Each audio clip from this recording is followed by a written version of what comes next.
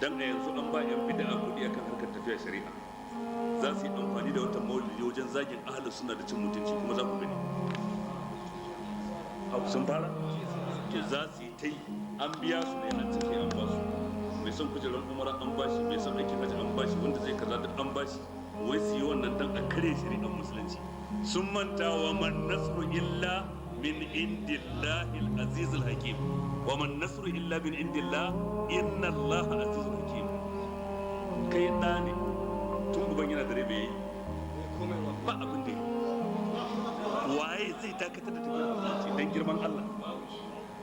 Idan ka shigo musulunci kanka kaiwa gata, kai ki shiga kanka ka cuta.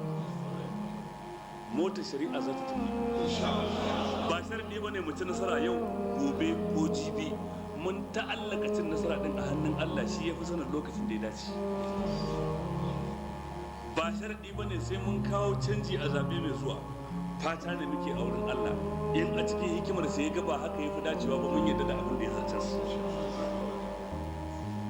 Ba mu alakanta nasara cewa sai gidan wani da gidan wani sun zo sun sa hannu ba. Nasara a hannun Allah take.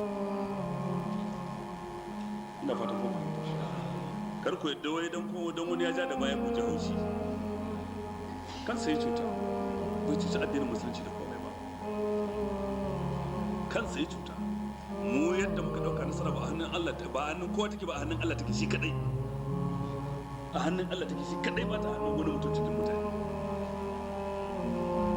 Kuma mun riga mun roƙe shi, kuma za mu ci gaba da roƙon shi, ba wai roƙo na masallaci kaɗai ba, cikin dare mu tashi mai sallah mu roƙe shi, ya ubangiji duk wanda yake wa musulunci zagon ƙasa, ya ubangiji ka karya shi, ya ubangiji duk wanda ke taimakon musulunci, ya Allah ka taimake shi.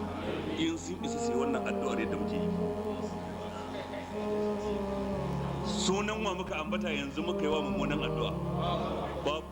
Amma abin da muka ce, ya Allah duk mai taimakon littafinka da ka saukar, duk mai taimakon hadisin annabinka da ka turo, ya Allah ka taimake shi, ka albarkaci gidansa. Ya Allah duk mai faɗa da koyarwar littafinka, duk mai faɗa da koyarwar hadisan annabinka, ya ubangiji ka karya shi, ka rusa aniyarsa. In sun isa gobe su yi wannan.